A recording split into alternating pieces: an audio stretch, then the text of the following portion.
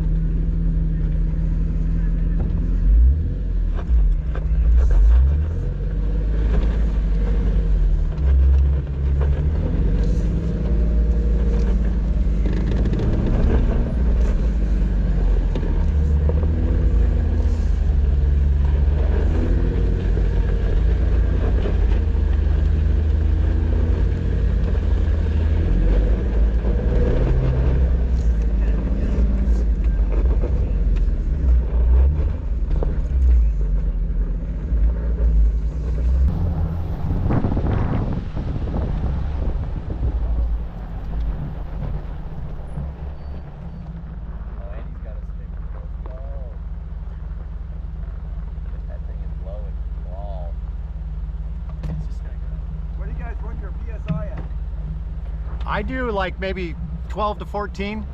He goes a little lower. He's got beadlocks. So. Yeah. That's awesome. So much practice.